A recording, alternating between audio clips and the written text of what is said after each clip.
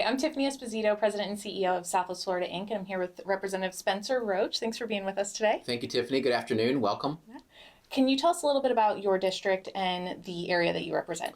Sure. So I represent Florida House District 79. It's eastern and northern unincorporated Lee County, Florida.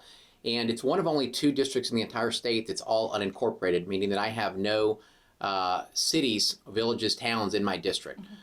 So we have no mayors, no city councils, which is both a blessing and a curse. It's also the only district in the state of Florida that doesn't have a Starbucks in it. And when I say that, people, it elicits a chuckle from people, but I say that to make the point that Starbucks and businesses like Starbucks have a very strict economic model that they look at when they decide to invest and build a store in a community.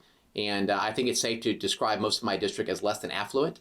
And businesses like that have not moved into large parts of District 79. So when we're talk about development and focusing on business and job opportunities, that's something I would like to work on for that community. So during my tenure in the Florida House, if I can get a Starbucks in District 79, I'll call that a win.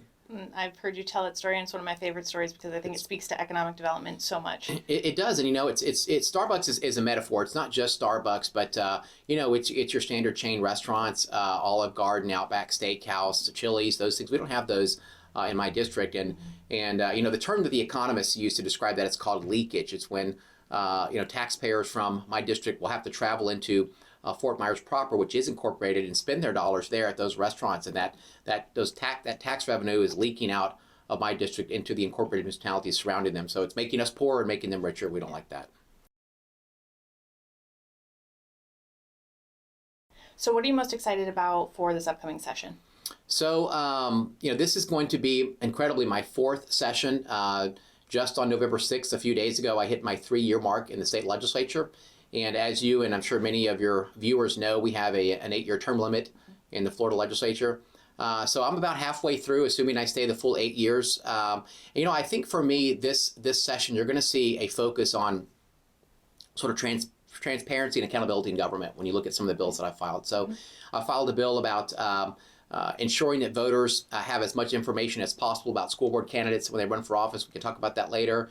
And then I've filed another, what I consider sunshine, transparency, accountability bill focused on financial disclosures for municipal officials, for city council members and mayors. So right now, those folks are only required to file what's called a Form 1. It's a very basic disclosure that simply requires them to list dollar amounts but doesn't go into the details of their finances. And members of the legislature where I serve, we've had to file a full, what they call a Form 6 financial disclosure since 1976, where we have to disclose all sources of income so that the voters can know and evaluate whether there's any conflict of interest. And so those are a couple, thematically, those are some things that I'm working on. Also, as you know, I've been very active in the child welfare space. I'm a licensed foster parent, have been for 2 years, former big brother. I did guardian ad litem for almost 5 years. And every session I've filed a child welfare bill, and this session is no exception. One of the things that we're hoping to do is close the gap when foster parents are paying for what we used to call daycare, but that term is out of vogue now. We call these inappropriately early learning centers, focus much more on pre-K education at these